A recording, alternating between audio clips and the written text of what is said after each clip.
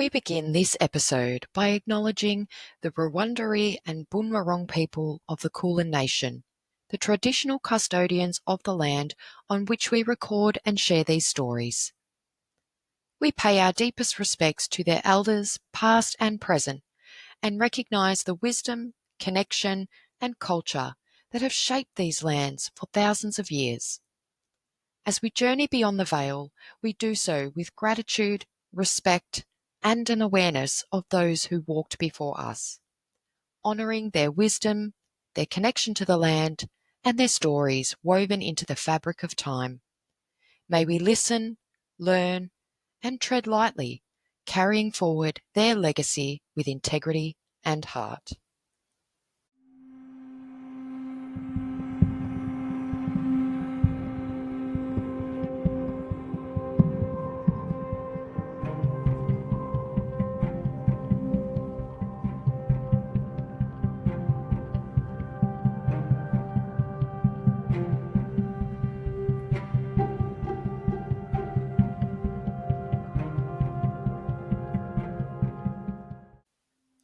Welcome to Beyond the Veil Australia, where history, mystery, and the unexplained collide.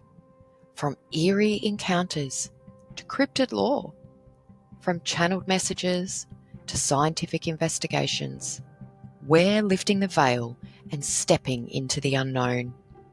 I'm Heather, your guide through the shadows, and together we'll unravel paranormal phenomena, strange synchronicities, and the mysteries that refuse to be ignored. Whether you're a skeptic, a seeker, or somewhere in between, this space is for you. Fasten your seatbelt, expand your thinking, and get ready to cross the threshold with Beyond the Veil Australia podcast. There are places on this planet that feel charged, as if the very ground beneath our feet holds a secret. Places where history, energy, and mystery intertwine. Some of these locations are connected by invisible pathways, crisscrossing the earth in a network older than time itself. These are ley lines. In this Part 1 episode of Beyond the Veil Australia podcast, we begin an exploration into the strange, the unseen, and the unexplained. Are ley lines ancient trade routes, navigational markers left behind by forgotten civilizations? Or are they something far more profound, a global energy grid influencing hauntings, UFO sightings, and the very fabric of human consciousness? From Uluru's rumoured planetary energy to Australia's ancient astronomical markers and a curious collection of glyphs that defy explanation, our journey into ley lines begins here. Welcome to Beyond the Veil Australia. Step inside the grid or beyond it. In today's episode, we are going to be looking at the origins of ley lines and kind of going through some different points of history around ley lines. This particular topic is a topic that I think tends to get forgotten about a little bit. I think it's one of those topics that when you're exploring it, you think, oh my God, yes, how could I forget this? But there are points in time where we get kind of consumed by so many other bigger, more prominent paranormal events or phenomena that we tend to forget a little bit about ley lines. And I know for myself, I am one of those people, I sort of forget about it and then something will trigger me to be like, oh my God, yes, ley lines, that makes so much sense, or whatever the question might be. So today's episode is a part 1 of 3 parts with ley lines. So we're going to get started in segment 1 with the origins of ley lines, and then we're going to kind of move into segment 2, which is sort of looking at some of the more traditional ancient history of ley lines, and then we're sort of going to move into just different forms of research, again, different cultures around the world and what they understand ley lines to be, because I think this particular topic, it really does go very far back into ancient civilizations. So, initially I was going to sort of do this particular topic maybe in one, possibly two episodes, but the more I explored this, the more I realized that it's again, it's very similar to the You've Got to Be Joking 3-part episodes. Was that it's just, I think with anything paranormal, and particularly with my ability to ramble and talk and go down the rabbit hole, it's probably safer to do them in multiple parts. So today's episode, we're moving into some of the origins of ley lines. So in our first segment, we are moving into different theories around ley lines. So we're going to be looking at Alfred Watkins' discovery and some of his research or any of his findings, and then we're going to kind of move in from there. So I hope that you're all ready to expand your thinking and learn a little bit about ley lines. This is a topic that I'm really excited to jump into, so let's get started. The concept of ley lines dates back to 1921, when English archaeologist Alfred Watkins had a revelation. He noticed that ancient sites across Britain aligned in straight paths, perfectly linear connections between landmarks. He called them ley lines, believing that they were an ancient trade route or a spiritual pathway. Alfred Watkins proposed that ley lines were not just random alignments, but deliberate pathways used by ancient civilizations for navigation, trade, and ritualistic purposes. His theory suggested that prehistoric societies had marked these straight tracks with mounds, beacons, moats, and standing stones to essentially create a network of interconnected sites. I'm going to quickly interject. I know we've literally just started this, but something to just kind of keep in the back of your mind as we kind of explore this.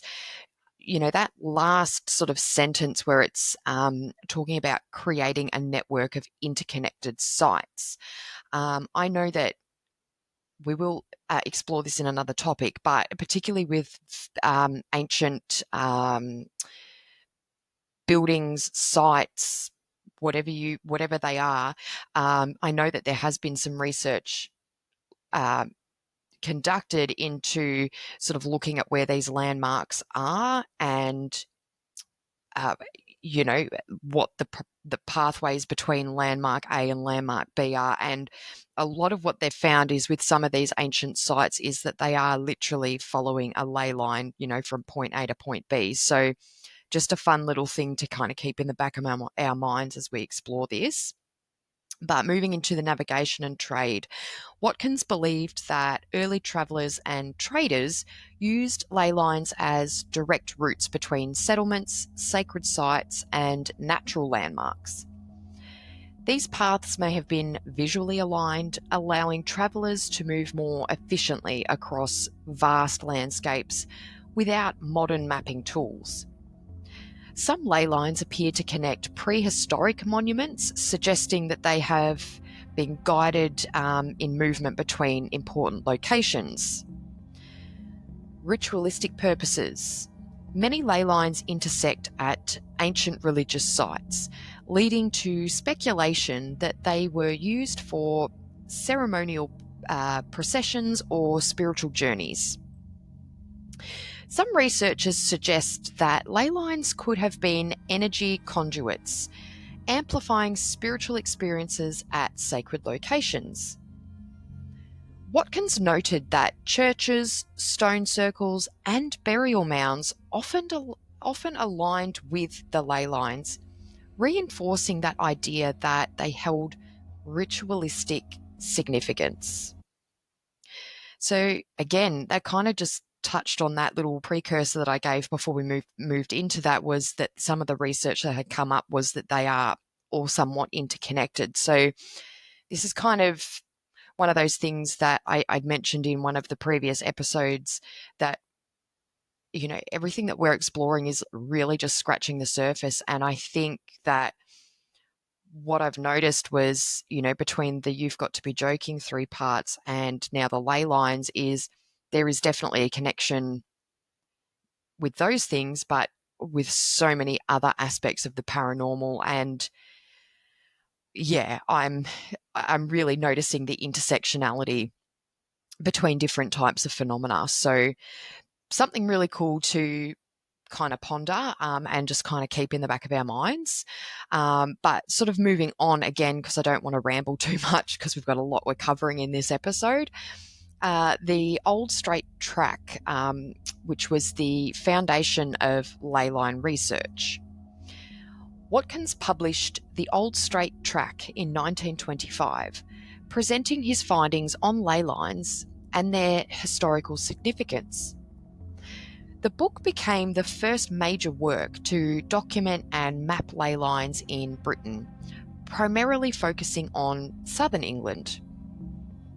Some key contributions of the book. Watkins had meticulously mapped the ley lines, showing how mounds, moats, beacons, and markstones formed straight tracks across the landscape. He provided photographic evidence and detailed descriptions of ley line alignments, attempting to prove their existence as ancient pathways. The book also introduced the concept of sighted lines, suggesting that prehistoric people deliberately placed landmarks along straight paths for navigation and ritual use. Now, of course, with all of these forms of research that are being conducted, there is always going to be skepticism and criticism. So archaeologists initially dismissed Watkins' theory, arguing that the high density of historical sites in Britain made it easy to find random alignments. Some critics claimed that ley lines were coincidental rather than intentional pathways created by ancient civilizations. A statistical analysis later suggested that straight lines connecting sites were inevitable, given the sheer number of archaeological locations. Despite skepticism, the Old Straight Track gained renewed interest in the 1960s and 70s, particularly among New Age researchers and Earth mystery enthusiasts, kind of like myself. Today, ley lines remain a fascinating subject, blending archaeology, folklore, and even the paranormal intersection. Ley lines and modern theories. While Watkins originally framed ley lines as ancient pathways for navigation and trade, the concept expanded significantly in the 1960s and 70s, particularly with New Age movement. Researchers and spiritual seekers began associating ley lines with energy grids, mystical forces, and even extraterrestrial activity. Some theorists propose that ley lines connect major sacred sites worldwide, including, and these are quite prominent sites, Stonehenge, the Pyramids of Giza, Machu Picchu, and Uluru. These locations are believed to be energy nodes, where ley lines converge and amplify spiritual or paranormal phenomena. So when they're talking about converging, it's sort of meaning like that central spot that has multiple lines kind of coming out of it, like a spoke in a wheel, I suppose. Some researchers suggest that ancient civilizations intentionally built monuments along ley lines to harness their energy. Now, there's something really fascinating with that last sentence there, where it's talking about obviously harnessing energy from the ley lines. Now, I'm going to kind of throw back to one of the episodes previously in the You've Got to Be Joking, where I had referenced a podcast that I'd watched on YouTube, and it was a guest that had sort of spoken about bloodlines and different biological factors and things like that. She was also the same guest that also mentioned about ley lines as well, and sort of where there's a little bit of intersectionality there. But what I understood from her understanding, viewpoints, whatever you might want to call that, was that ley lines essentially are like Earth's own spiritual kind of energy lines. And she had talked about a particular case around, it's a very famous case in Australia about 3 children that went missing in the 60s. And around that time, there was a lot of underground movement for the people that do the wrong thing. Let's just keep it really generalized. And what she was talking about was these ley lines, particularly if you're part of maybe some underground sort of society or, a secret society, there seems to be a lot of occult following and some very dark practices that occur.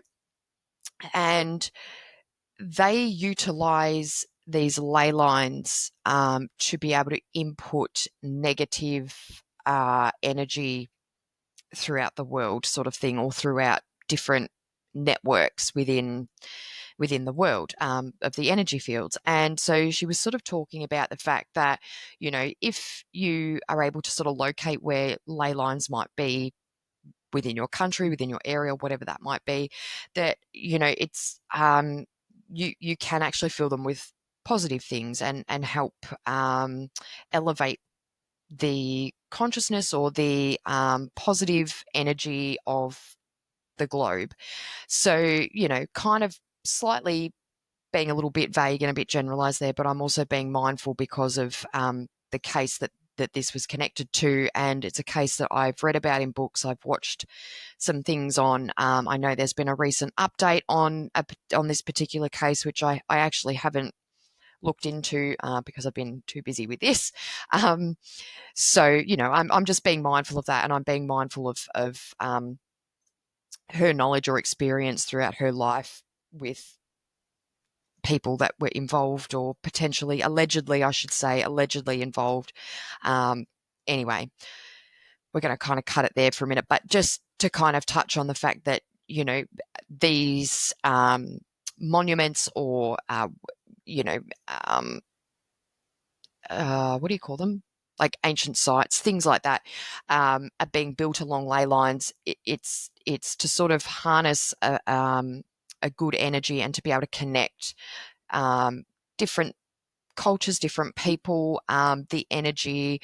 Some people, as I kind of described, some people are using it for the darker, more negative reasons, and there are others that are trying to utilize it for more positive and light reasons. So just an interesting little thing there that I wanted to share. But again, I had to be really vague because it is there's some activity around this particular case at the moment, but we are going to kind of keep going, otherwise I'm going to keep rambling.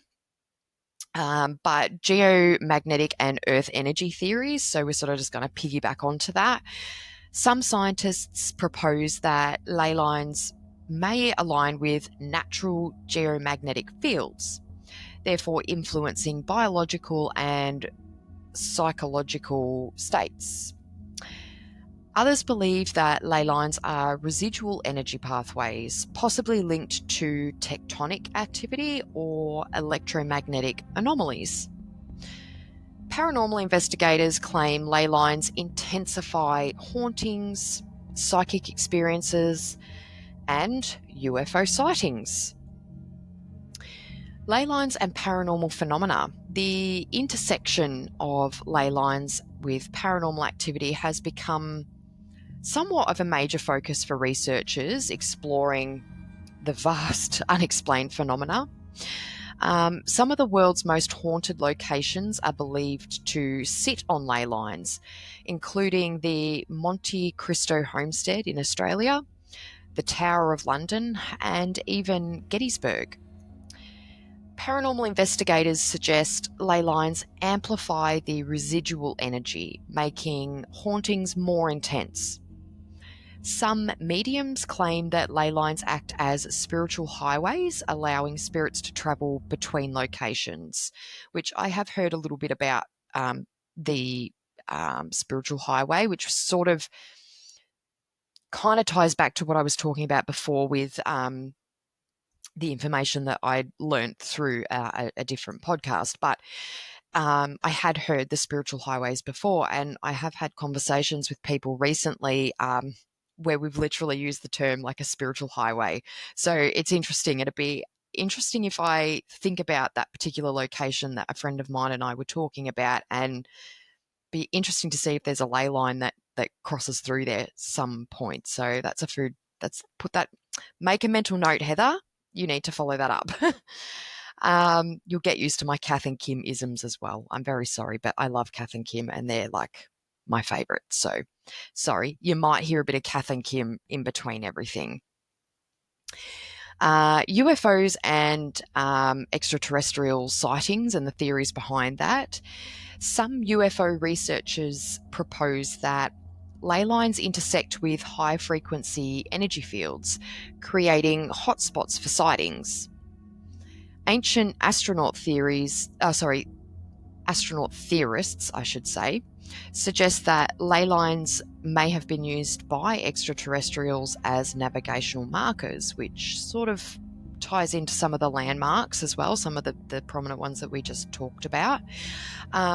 Reports of strange lights, electromagnetic disturbances, and missing time often occur near ley line intersections. So one of the reports around people that have experienced abductions, there's often an occurrence of them talking about missing time. So a little brainwave, I just wonder if maybe when people who have experienced abduction have lived maybe on or very near ley lines that have had these experiences, I wonder if it's also not just the experience of the abduction, but also the ley line or that energy that comes through the ley lines also contributing to that. Interesting. We're going to sort of move into a little bit more with some more research theories, is that some believe ley lines enhance psychic abilities, making locations along these grids ideal for meditation or energy work. Certain traditions suggest that ley lines connect to higher consciousness, influencing intuition and also spiritual awakening. Some energy healers claim ley lines can be harnessed for healing practices, aligning with ancient traditions like Feng Shui or even Aboriginal songlines. But ley lines aren't just a British phenomenon. Across cultures, we find similar concepts, pathways believed to channel energy, guide spirits, or even mark sacred ground. These energy highways have shaped civilizations, guided rituals, and some even believe have even influenced the supernatural. So we have the dragon lines in China, which is sort of more about that flow of cosmic energy. In Chinese geography, sorry, I just had a moment then, energy flows through the earth much like blood through veins. These pathways are known as dragon lines, or are believed to carry qi, I think that's key, or there's no U after that, so that's what I'm kind of going to run with. Please correct me if I'm wrong, which is the life force that influences harmony, prosperity, and spiritual balance. Origins of Feng Shui. So dragon lines or Lung Mei are central to Feng Shui, the ancient Chinese practice of harmonizing human environments with natural energy flows. These lines are thought to connect sacred sites, ensuring that temples, palaces, and burial grounds align with the Earth's energy currents. There's also influence on architecture and sacred sites. The Forbidden City in Beijing and the Temple of Heaven were strategically placed along dragon lines to maximize spiritual and cosmic balance. Feng Shui masters believed that misaligned structures could disrupt qi, leading to misfortune or unrest. Some believe that dragon lines actually also enhance psychic abilities, making locations along these grids ideal for meditation or energy work. In folklore, dragons were guardians of these energy currents, ensuring balance between nature and humanity. So we've also got spirit paths, which is of Celtic origin, so the roads between worlds. The Celts believed in spirit paths, ancient roads that guided souls between realms. These pathways were not just physical, they were also spiritual conduits, linking the land of the living with the world beyond. Spirit paths were believed to connect burial mounds, stone circles, and sacred groves, forming a network of mystical highways. Druids and shamans used these paths for ceremonial processions, believing they could communicate with ancestors and deities. So, ley lines and the Celtic mythology. Some researchers suggest that Celtic ley lines align with the ancient fairy paths, believed to be routes used by supernatural beings. In Irish folklore, fairy forts and standing stones were placed along these paths, marking locations of heightened spiritual activity. Paranormal encounters. Many haunted locations in Ireland and Scotland sit along ley lines, leading some researchers to believe these paths actually amplify ghostly phenomena. Some legends claim that travelling along a spirit path at night could lead to encounters with spectral figures or even time slips. So again, there's a lot kind of coming back to this, concept of missing time. And I guess if we really break that down just really quick, they talk about that time doesn't actually exist. It is a social construct within civilizations. So it's interesting that we're kind of looking at something that's more on a spiritual level, where there's this element of scientific research that's sort of leading thought processes in the fact that this energy is somewhat natural to Earth. It's a natural Earth energy, and where that intersects between civilization and social constructs of time, and that there's a lot that's sort of talked about with time slips or lapses in memory of time. Interesting, actually. Now, as I move into some of the First Nations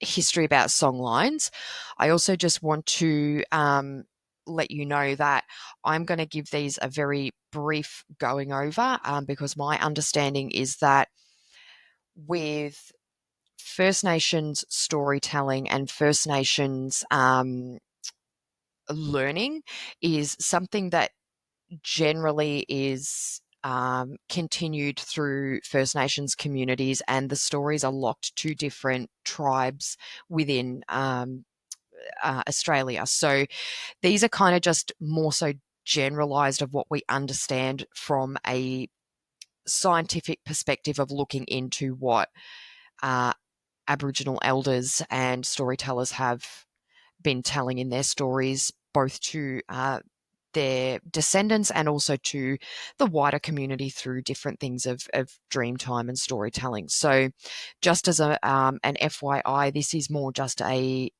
generalization. If this is something that you wanted to look into a little bit more, you are, there's nothing stopping you from looking into it, but please do so with respect. And, if you wanted to learn more specifics about it, I would recommend that you engage with, your local Aboriginal council and speak to them about learning more about it. So again, this is coming from a generalized perspective with respect, and not to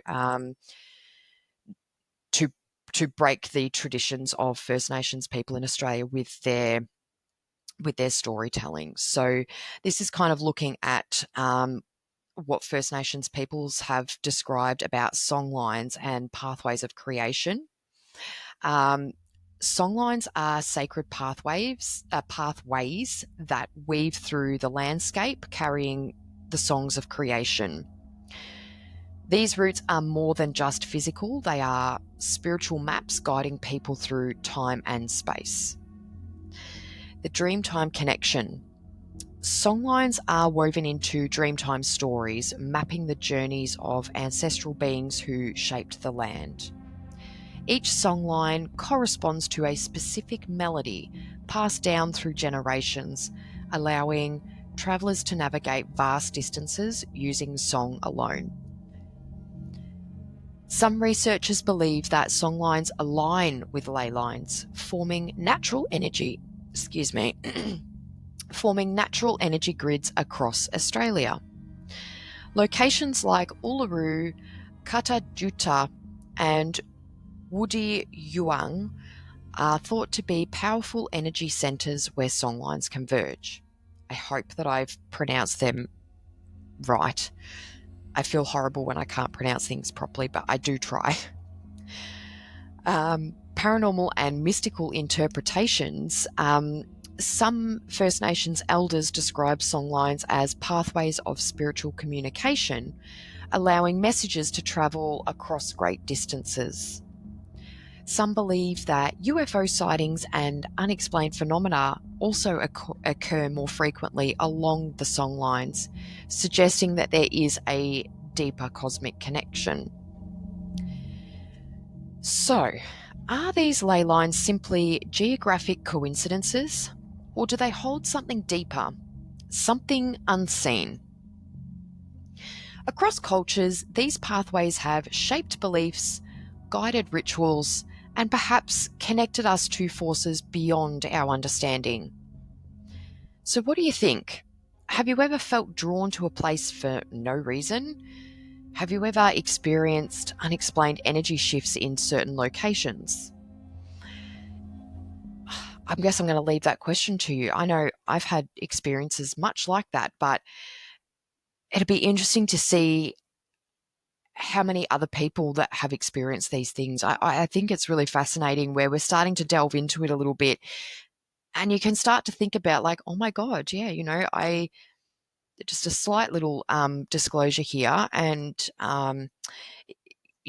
little story time. But the night before I was due to release the very first episode of Beyond the Veil Australia, I'd actually had an experience, and part of that experience was when my children were present, and at another point in time, I had this overwhelming urge to return to this particular space.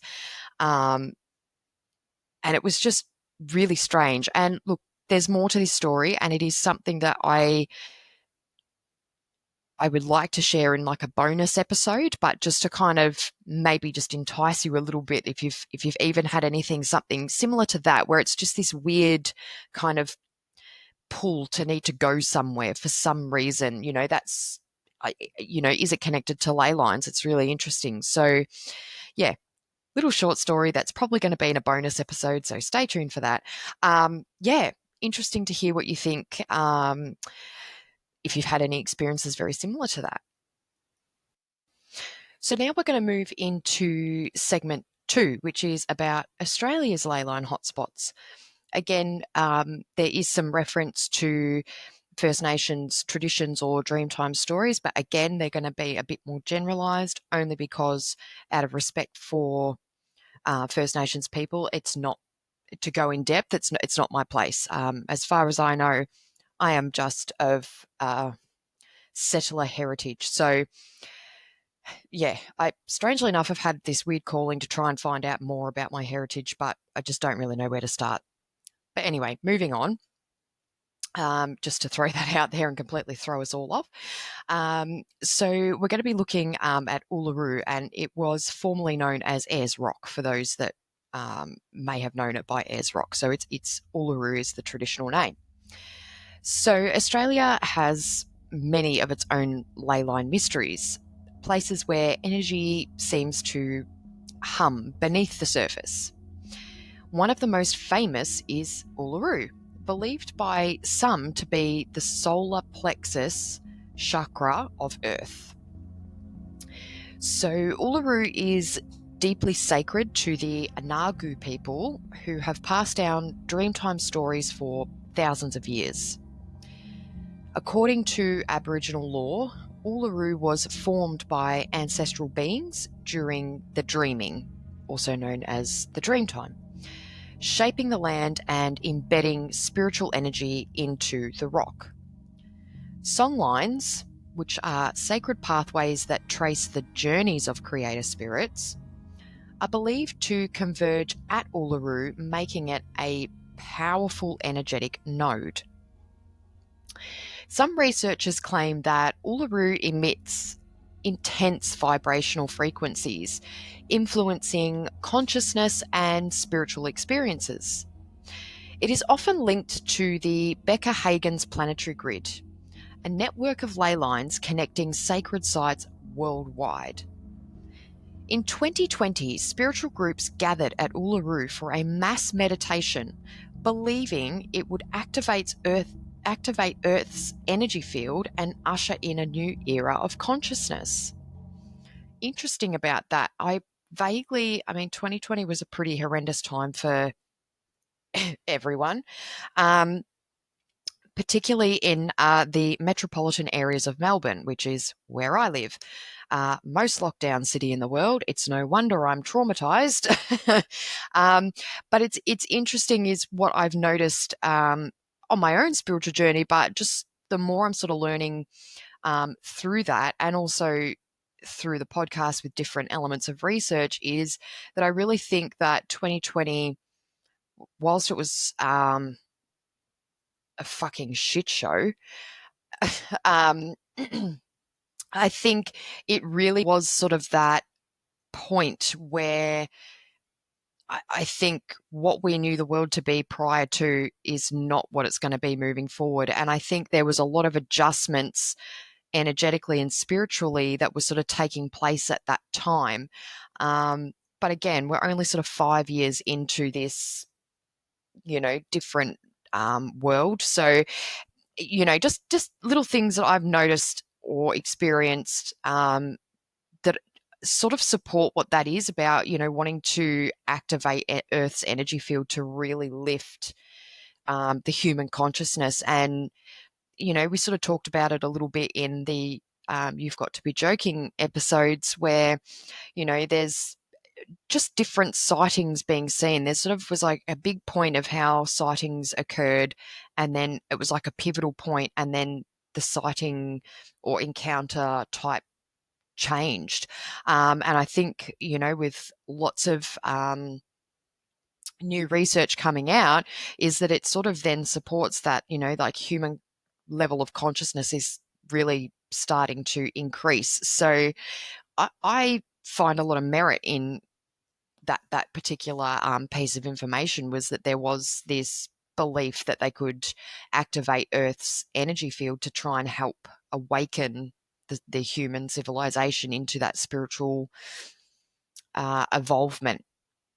So yeah, very interesting. There is in Victoria it's the egg-shaped stone formation. So it's the Wudi Yuang.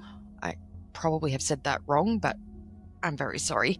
And it's a First Nations stone arrangement in Victoria, and it's shaped like an elongated oval, so it sort of has the appearance of an egg. Researchers have found that its major axis aligns within a few degrees of east-west, suggesting that its placement was intentional. The arrangement marks the setting sun at the equinox and solstice. I think that's how I say it, solstice, indicating advanced astronomical awareness among its builders. Some researchers believe these alignments were used to track seasonal changes, guiding agricultural and ceremonial practices. So, could ley lines have influenced its placement, or, is it something else entirely? Is it, has that placement been influenced because it's been connected to other sacred sites around the world? Interesting. Again, I'm still learning a lot about ley lines, but from what we've kind of just covered off, I would say that it's probably a very high chance that ley lines have influenced placements of ancient or sacred buildings or formations or anything like that. I would think that. Moving into some of the slightly different side of it, whereas we're kind of coming into the mysterious carvings, or I suppose if we think about it, it's kind of like record keeping. But it's the Gosford glyphs in New South Wales, and these are essentially artwork um, formations, I suppose, that First Nations people that were traditionally from that area, when they'd had any kind of spiritual encounter, would have obviously had to record it somewhere to be able to pass down the knowledge. So um, it's interesting because it's not, again, it's not just in First Nations culture in Australia. It's we've seen it through Native American culture and Native Canadian culture. We've seen it in the Egyptians' culture. There's lots of different things across Asia as well, with glyphs or monuments or something that demonstrates the ancient culture that was there before, that had experienced phenomena that is something that we're still trying to learn more about today. So, the Gosford glyphs in New South Wales have sparked theories of ancient global connections. Strange hieroglyph like carvings appear on sandstone walls, leading some to believe that they mark an energetic intersection, an ancient ley line node, in other words. The Gosford glyphs, also known as the Karyong hieroglyphs, consist of over 300 Egyptian-style carvings etched into sandstone walls. They depict boats, animals, and symbols resembling Egyptian gods, including Anubis. Some theorists claim that they were created by Egyptian travellers who sailed to Australia thousands of years ago, through mainstream archaeologists. Though mainstream archaeologists dismiss this as a bit of a hoax, which, there's, I think there's a lot to still learn about migration, ancient civilizations, and how they connected with other civilizations and ancient cultures around the world. I think that we've not even got anywhere near enough information on that. And I think, the hieroglyphs are probably a good example that they probably had made treks, but it's not like they're just going to hop on a plane and buzz over to a different part of the country in 10 minutes.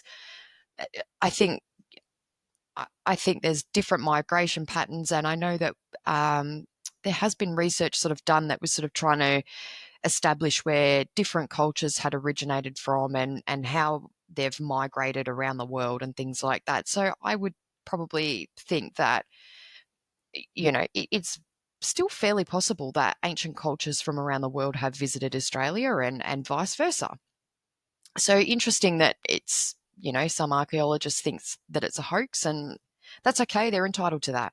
You can have your thoughts and your beliefs, but I think the evidence that I've found is sort of demonstrating that it's fairly likely that different cultures have connected from time to time, especially in ancient times. They'd have to have. Ley line connection and energetic intersection. So, some researchers believe that the glyphs sit at powerful ley line intersections, amplifying energy, fields, and spiritual phenomena. Others suggest that the site was chosen for its natural geomagnetic field properties, making it a hotspot for unexplained experiences.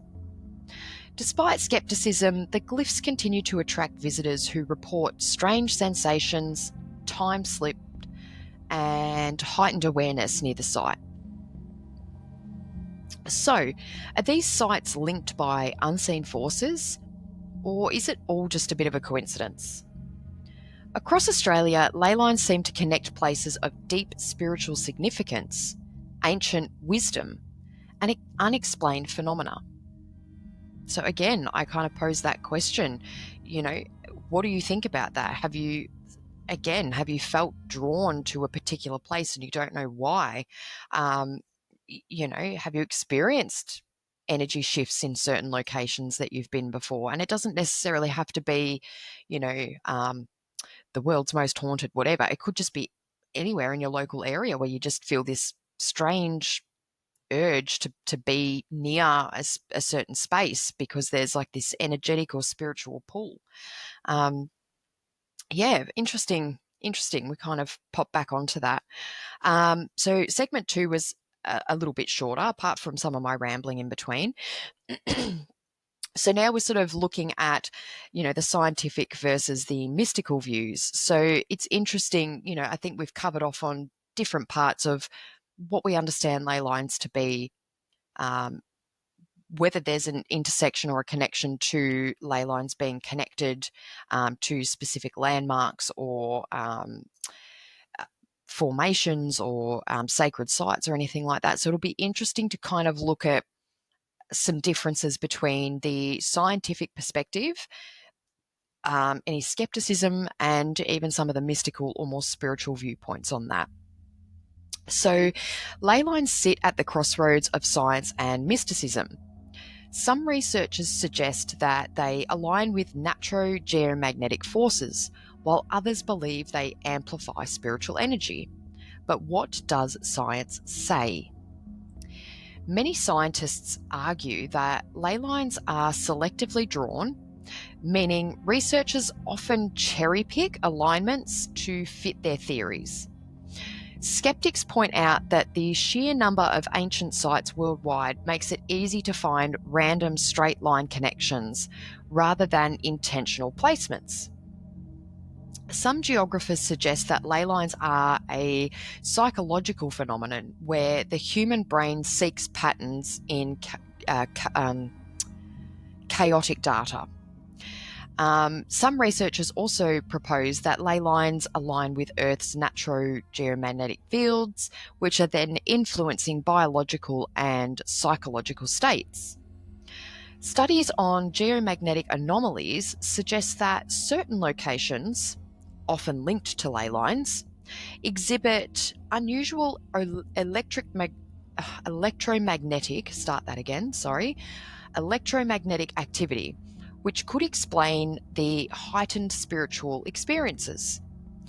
Some scientists theorize that tectonic activity and underground water currents may contribute to the energy sensations reported at ley line sites. So that's interesting. I wouldn't have actually thought about the tectonic activity and even underground water currents. So that's an interesting thing that's sort of been popped up there. It's that might be something that might be a bit more fun to sort of dive into at some point and just sort of see what additional research is around that, because I wouldn't have even thought about that. But it would make sense if there's a connection also between like an electromagnetic field and then what's going on with Earth's crust and anything that's sort of working within the core. Interesting. We're going to be looking at the mystical perspective now, so the spiritual and the paranormal lens. Many believe that ley lines amplify spiritual energy. They influence hauntings, UFO sightings, and also psychic experiences. Could these pathways be more than just geographic coincidences? Some paranormal researchers suggest ley lines act as conduits for supernatural energy, intensifying hauntings and spiritual encounters. So again, we've touched on this briefly, but many haunted locations, including the Monte Cristo Homestead and even Port Arthur Penitentiary, are believed to sit on ley lines, leading some to theorise that ley lines amplify the residual energy. UFO researchers propose that ley lines intersect with high-frequency energy fields that create hotspots for sightings and unexplained aerial phenomena. Some energy workers claim ley lines can be harnessed for healing, aligning with ancient traditions such as Feng Shui or even the First Nations songlines. Certain spiritual traditions suggest that ley lines connect to higher consciousness, influencing intuition and some psychic abilities. Some believe ley lines enhance meditation and energy groundwork, making locations along these grids ideal for supernatural and spiritual practices. So interesting that we've kind of looked at that. I think there's still a lot to go on this. I think there's a lot more that we can delve into, and it's interesting that there's what I've noticed is even between the scientific and the mystical perspectives or findings is that, again, it's very similar to the UFO and UAP phenomena. I don't think anyone's going to deny that this actually exists. I think it's just about understanding what it is and how we work with that in a positive way. I think ley lines are a really interesting topic, and particularly where I've just had little bits and pieces of information that I've kind of come across that have really kind of intrigued me, and I've sort of thought, oh, yeah, actually I should look at that a bit more. I really should look at that a bit more. But again, it's a topic that can be easily forgotten, I think, unless you're really connected spiritually to that. And, funny story. It was actually last night I decided to put on Ghostbusters, and it was the one with Melissa McCarthy and Kate McKinnon, just because I find them really funny. So I thought I'd watch that one. And, again, it was just funny that I'd put that one on and, there was, part of the way through they've kind of gone, oh my God, ley lines, when they've had these experiences or cases that have come up and they've been able to then draw them and connect them, and they were on like an intersecting ley line. So it was just funny that that was what I watched last night, completely not even realizing that today's episode was going to be the start of the ley lines one. So yeah, it was just funny. It was like, oh, maybe this was just meant to remind me that that's what I was doing today, was the ley lines. So yeah, interesting. Yeah, I guess, so far we've unpacked a little bit. I think there's definitely still more that we can look at. So again, what are ley lines? Are they ancient navigational tracks? Are they a planetary energy grid? Or are they something even more mysterious that we just don't have the capability to comprehend? We've explored their origins, their presence across cultures, and some of the ley line hotspots that shape Australia's paranormal landscape. But the deeper we look, the stranger the stories become. Some believe that ley lines don't just exist, they amplify. They act as conduits for supernatural energy, intensifying hauntings, UFO sightings, and even psychic phenomena. And join us next time on Beyond the Veil Australia podcast as we step further into the unknown. We're going to be looking at paranormal encounters at ley line intersections, as I just happened to mention of the movie I'd watched last night, ghosts that refuse to move on, and strange lights in the sky that are above these geomagnetic hotspots. So are ley lines amplifiers of the unseen? Keep an open mind, keep your senses sharp, because sometimes it's not just the history in the ground, it's the energy beneath it.